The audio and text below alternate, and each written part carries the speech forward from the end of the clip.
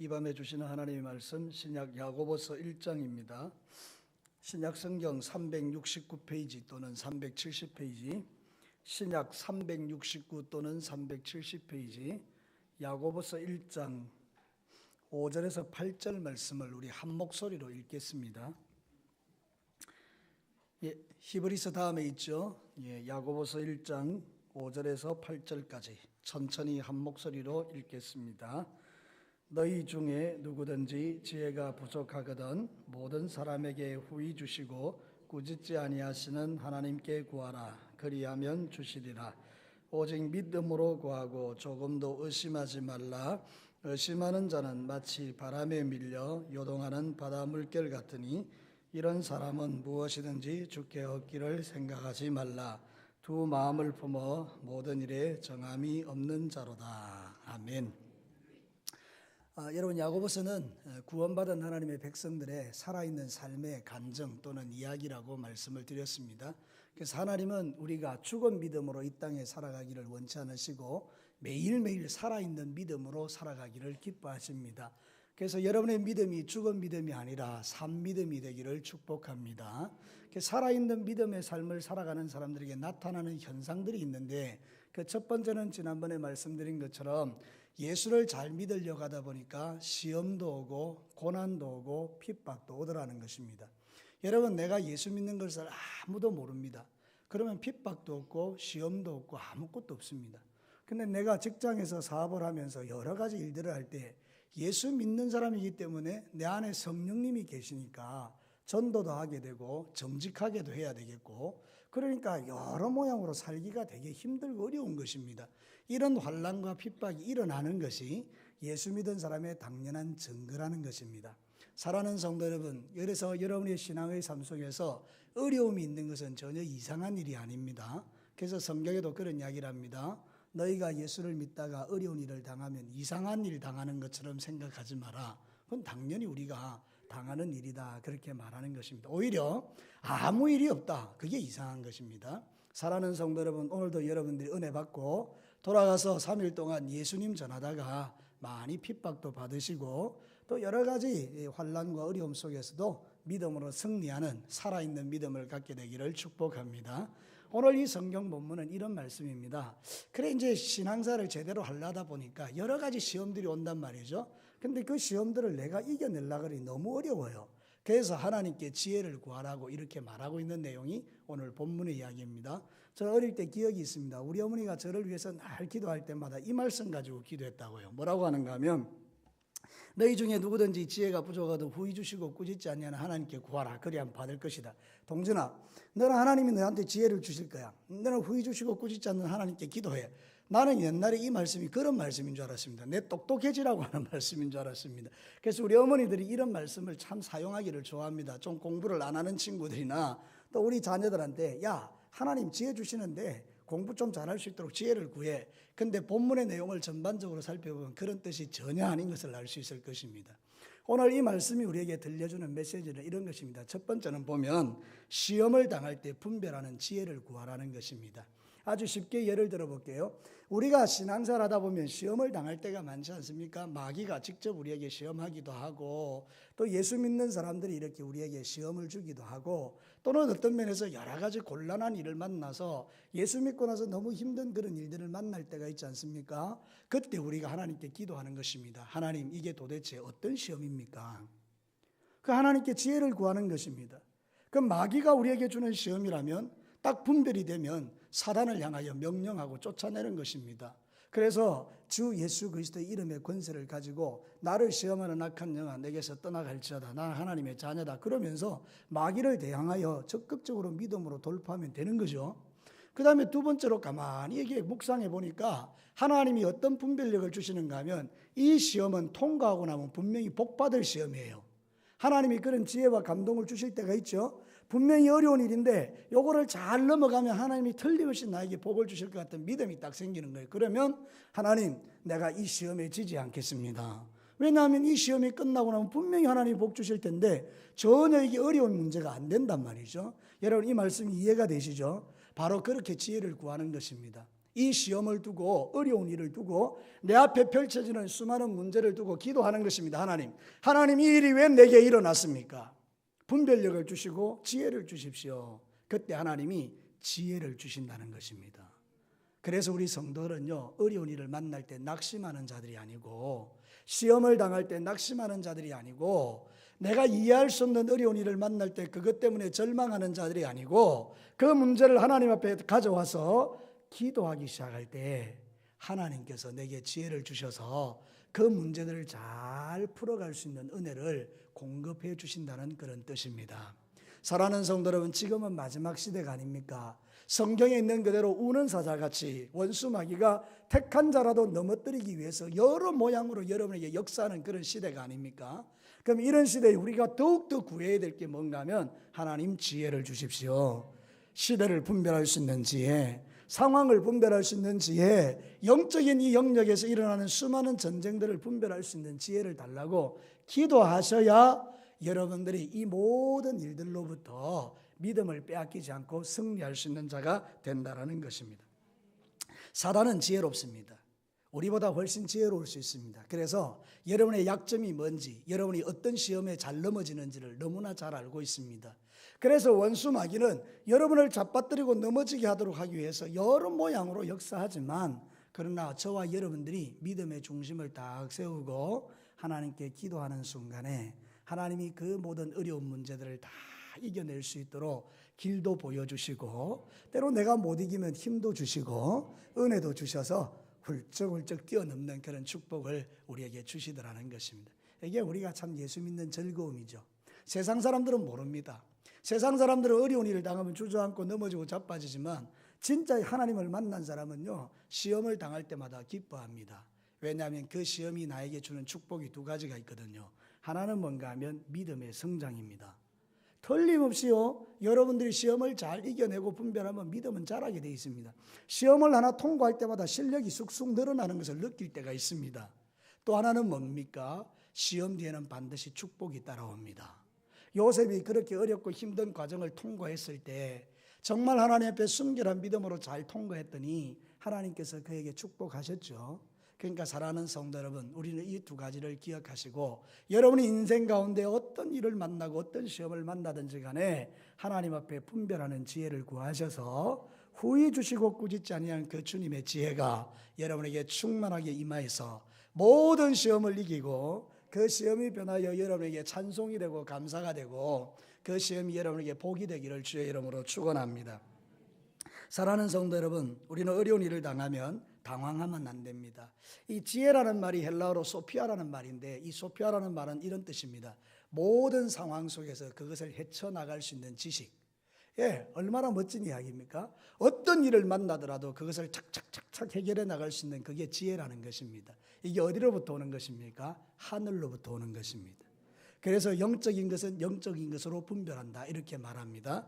여러분, 성경 고린도전서 2장 13절과 14절에 우리가 이것을 말하거니와 사람의 지혜가 가르친 말로 아니하고 오직 성령께서 가르친 것으로 하니 영적인 일은 영적인 것으로 분별하느니라. 육에 속한 사람은 하나님의 성령의 일들을 받지 아니하나니 이는 그것들이 그에게는 어리석게 보이며 또 그런 그것들을 알 수도 없나니 그러한 일은 영적으로 분별되기 때문이라. 여러분, 우리가 가는데 아이가 다쳤어요. 세상 사람들은 육신적이기 때문에 다친 거기에만 집중합니다. 아이고 어쩌다 이 아이가 다쳤을까. 근데 우리 영적인 사람들은 아이가 다치게 되면 그걸 가지고 하나님께 가져갑니다. 하나님, 이 아이가 왜 다쳤습니까? 그럴 때 물론 자연스럽게 넘어지고 다칠 수가 있습니다. 이 자연 현상 속에서 애가 실수해서 넘어질 수도 있는데, 때로는 하나님의 영적인 영역에서 나에게 주시는 은혜들이 있더라고요. 그죠? 생명을 주관하시는 하나님, 이 자녀를 키우시는 하나님, 내 마음에 혹시 교만해서 그런 일들이 왔을 경우에 그 교만에 대한 부분을 하나님이 지적하는 그런 것도 우리가 만날 수 있잖아요. 그 영적인 것은 영적으로 분별하는데, 육신의 눈을 가진 사람은 그게 이해가 안 되는 것입니다. 뭐 그런 걸 가지고 그런 생각을 하느냐. 사랑하는 성도 여러분, 그래서 우리가 어떤 일을 만날 때는 성령의 지혜를 구해야 된다는 뜻입니다. 하나님, 이게 영적인 의미가 어떤 것입니까? 사랑하는 성도 여러분, 그렇게 되면 여러분들이 원수 마귀를 넉넉하게 이깁니다. 예수님 보십시오. 예수님이 너무 배가 고프셨죠. 40일 동안 금식하고, 그때 사단이 그 예수님의 연약함을 너무나 잘 알고 와서 돌을 가지고 떡을 만들어 먹으라 하지 않습니까? 근데 예수님은 영적인 부분이니까 이 영적인 영역에서 이건 단순히 돌을 떡으로 만들어 먹는 문제가 아니고 예수님 자체를 무너뜨리려는 사단의 시험인 걸 알고 사람이 떡으로만 사는 것이 아니요 하나님의 입으로 나오는 모든 말씀으로 사는 것이다 선포해버리니까 원수마귀가 찍소리도 못하는 거 아닙니까? 여러분, 우리가 인생 가운데 지혜는 그런 것입니다. 하나님의 지혜를 공급받으면 사단의 그 어떤 시험도 꼼짝하지 못하는 것입니다. 여러분의 인생 가운데 일어나는 수많은 사건들이 여러분을 집어삼킬 수 없다는 뜻입니다. 이게 얼마나 우리에게 축복입니까?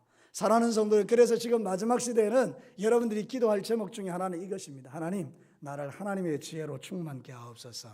시대를 분별할 수 있는 영적인 눈을 주십시오. 예? 내게 일어나는 모든 일들 가운데 하나님의 뜻을 보게 하옵소서. 얼마나 귀한 기도인지 모릅니다. 그러면 우리는 더 단단해지는 것입니다. 베드로전서 1장 6절과 7절에 그러므로 너희가 이제 여러 가지 시험으로 말미암아 잠깐 근심하게 되지 않을 수 없으나 오히려 크게 기뻐하는도다. 너희 믿음의 확실함은 불로 연단하여도 없어질 금보다 더 귀하여 예수 그리스도께서 나타나실 때에 칭찬과 영광과 존귀를 얻게 할 것이니라. 뭐 어렵게 보이지만 쉬운 말씀이죠. 우리가 여러 가지 시험을 만날 때 기뻐하라는 것입니다. 왜냐하면 불로 연단하여도 없어지지 않을 금보다 귀한 믿음을 가져오는 것이기 때문에 그렇다는 것입니다. 시험을 잘 통과하면 금보다 귀한 믿음을 갖게 됩니다. 이것처럼 귀한 일이 어디 있습니까? 그래서 사랑하는 성도 여러분, 시험이 오거나 어려움이 올 때 낭망하지 말고 하나님께 지혜를 구하시는 저와 여러분이 되기를 축복합니다. 두 번째 주제가 그것입니다. 지혜를 구할 때 뭐 어떻게 구해야 되느냐? 믿음으로 구하라고 가르치는 것입니다. 자, 성경 한번 볼까요? 5절은 지혜에 대한 말을 하고 6절은 이렇게 말합니다. 오직 믿음으로 구하고 조금도 의심하지 말라. 의심하는 자는 마치 바람에 밀려 요동하는 바다 물결 같아. 이렇게 말합니다. 여러분, 중요한 것은 시험이나 시련이 올 때 기도하지만 그 기도에 믿음을 실으라는 것입니다. 이 믿음이 무엇입니까? 조금 전에 말씀드린 그대로 이 시험은 나를 넘어지게 하거나 나를 망하게 하는 것이 아니고 이 시험을 잘 이기고 나면 하나님이 틀림없이 나의 믿음을 키우시고 내게 이것을 축복으로 바꾸어 주실 거라는 믿음을 가지고 기도하라는 것입니다. 하나님, 이거 주신 것 너무 감사해요. 왜냐하면 나는 이 시험을 통과하고 나면 더 단단한 믿음을 가질 사람이 되기 때문입니다. 하나님 감사합니다. 시험을 주셔서. 이게 바로 진짜 믿음을 가진 구원받은 성도의 자세라는 것입니다.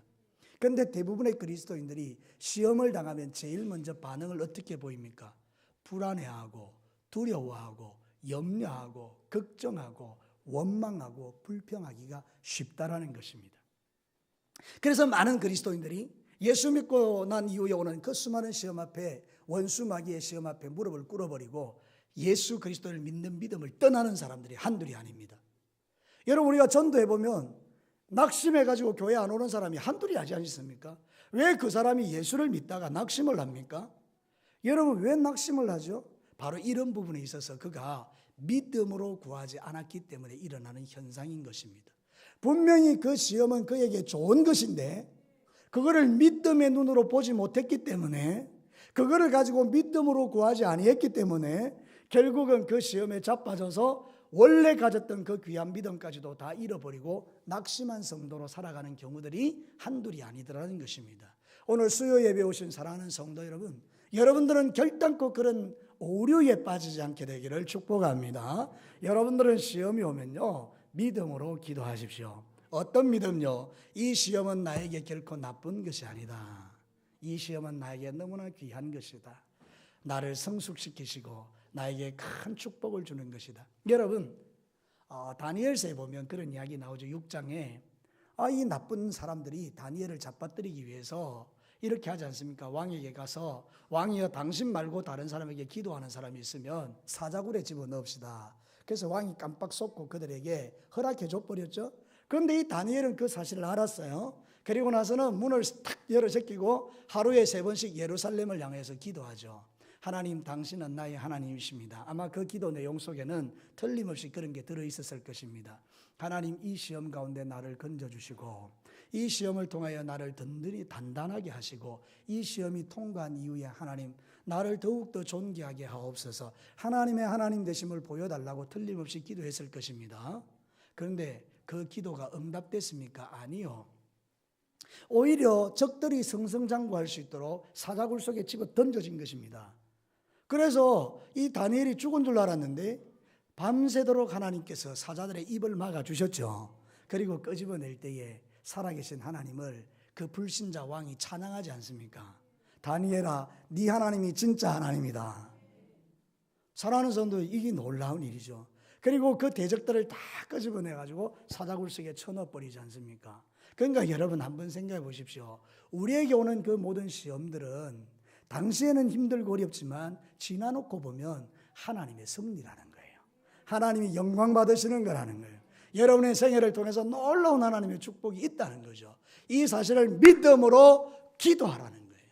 사랑하는 성도, 이제 여러분들 어렵고 힘든 일이 오면 낙심하지 마시고 이 믿음으로 기도하시기를 축복합니다. 의심하지 않게 되기를 바랍니다. 하나님이 여러분에게 주는 시험은 절대로 나쁜 게 없습니다.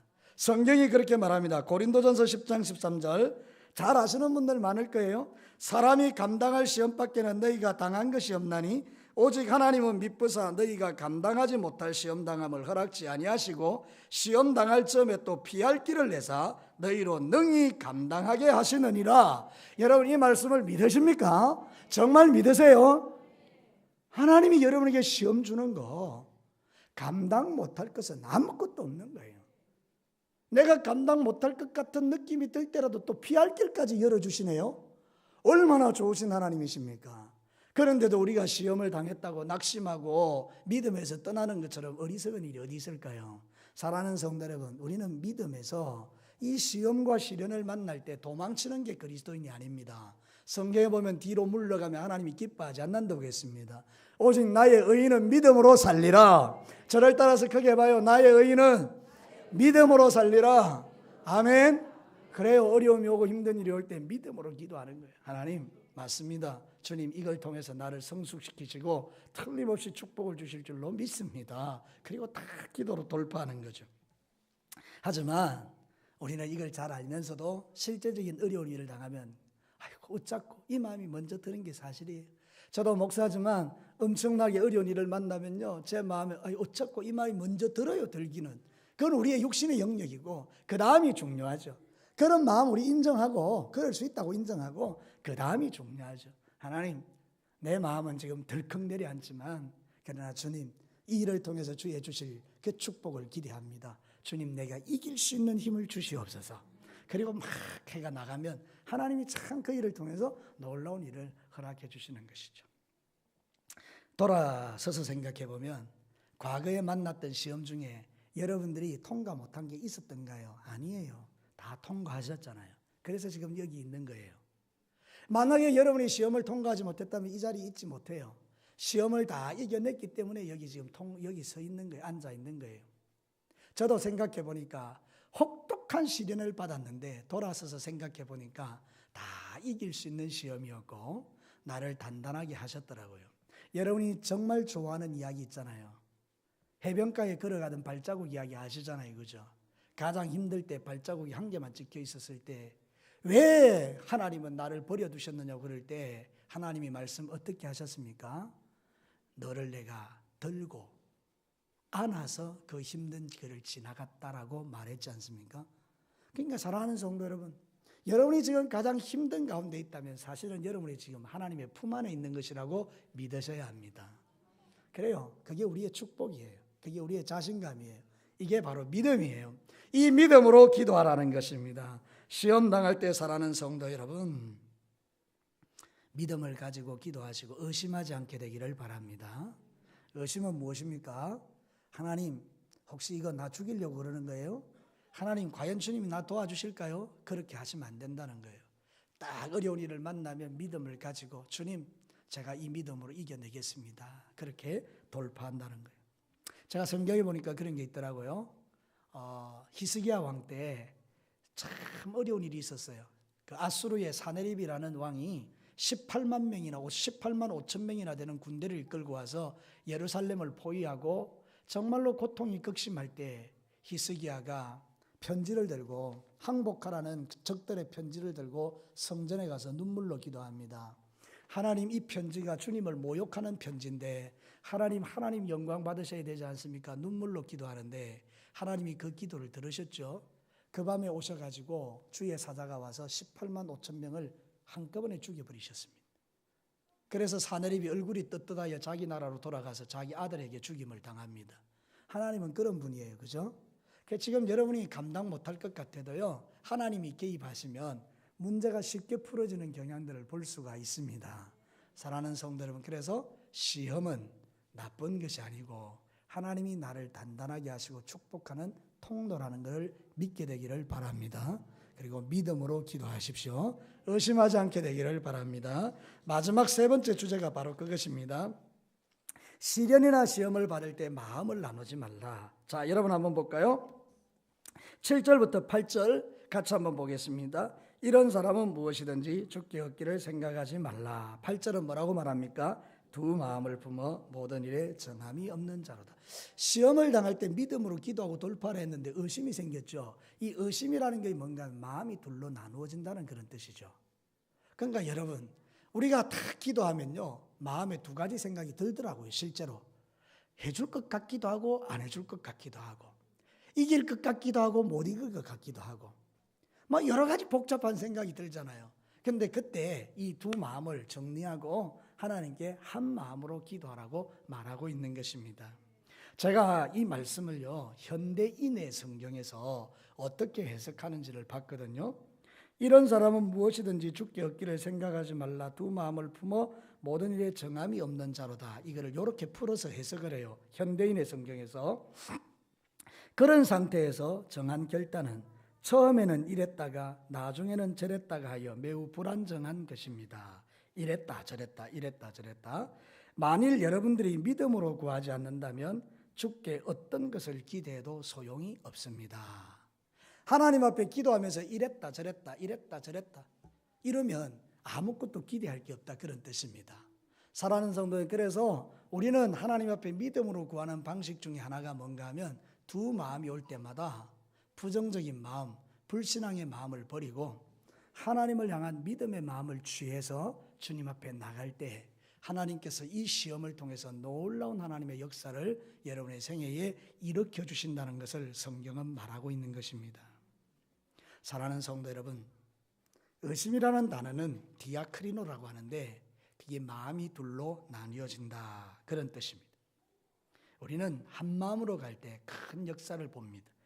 역대하 31장 20절과 21절에 보면 히스기야가 온 유다에 이같이 행하되 그의 하나님 여호와 보시기에 선과 정의와 진실함으로 행하였으니 그가 행하는 모든 일 곧 하나님의 전에 수종드는 일에나 율법에나 계명에나 그의 하나님을 찾고 한 마음으로 행하여 형통하였더라. 다른 거 기억하지 마시고요, 히스기야가 한 마음으로 주님께 나아가 형통하였더라. 이거를 여러분 기억하고 돌아가시라는 거예요. 히스기야는 정말 멋진 왕이었어요. 하나님을 믿는 믿음에 있어서 한 마음으로 믿었다는 거예요. 두 마음으로 나누어지지 않았다는 거예요. 우리 예수 믿는 사람들요, 세상과 하나님 사이에 적당하게 다리를 걸치고 이리 갔다 저리 갔다 이리 갔다 저리 갔다, 하나님도 의지했다 사람도 의지했다가 그렇게 살아가는 삶을 청산하시기를 축복합니다. 하나님 믿으려면 확실히 하나님 믿고, 사람을 믿으려면 사람을 믿고, 그러나 사람을 믿는 것에는 별 소망이 없습니다. 저는 그런 경험이 있습니다. 부끄러운 고백을 하나 드리겠습니다. 제가 물질의 연단을 많이 받았다 그랬죠. 돈이 너무 없으니까 사람을 찾게 되더라고요. 그래서 우리 교회의 유력한 장로님을 제가 찾아갔습니다. 장로님, 지금 내가 정말 물질적인 어려움을 당하고 있는데 장로님 좀 도와주십시오. 제가 그렇게 청원을 했었습니다. 물론 우리 그 장로님이 좋은 분이었습니다. 그리고 나서 저에게 정말 그 큰 돈을 이렇게 해결해 줄 수 있는 그런 길을 만들어 주셨어요. 그 당시에 1,000만 원이 필요했는데 1,000만 원을 해결해 주신 거예요. 근데 여러분, 그때부터 제 마음속에 기쁘다, 해결됐다, 이게 아니에요. 그 다음부터요, 제 마음이 그 사람 앞에 서면 작아져요. 위축돼요. 저분이 나의 문제를 해결해 줬다 싶으니까 그 사람에게 똑바른 이야기를 못 하겠어요. 여러분 이거 이해하시죠? 나한테 돈 빌려준 사람인데, 나의 문제를 해결해 준 사람인데 그 사람이 잘못하는 것을 목사로서 지적해 줘야 되잖아요. 장로님 그렇게 하시면 안 됩니다라고 말해야 되는 시점에 저분이 나를 도와줬지. 그러니까 목사로서의 영적 자존감이 없어지면서 그 사람의 종이 되어버리는 그런 현상이 일어나 버리더라고요. 여러분 이 말씀 이해가 되실 줄로 믿습니다. 여러분들이요 하나님을 신뢰하지 않으니까 사람의 종이 되어버리더라고요. 어쩔 수가 없더라고요. 어쩔 수가 없어요. 그래서 내가 그때 깨달았어요. 사람을 찾아가서 도움을 청하는 것은 그 사람의 종이 되는 거다. 그러면 하나님을 찾아가 도움을 구하면 내가 누구의 종이 되는 것입니까? 하나님의 종이 되는 것입니다. 그래서 사랑하는 성도 여러분, 오늘 이 자리에 잘 오셨습니다. 물론 우리가 사람의 도움을 받아야 될 때가 있습니다. 그러나 먼저는 철저하게 하나님께 기도하고 간구해서 하나님의 응답의 역사로 그 사람이 도와줘야 합니다.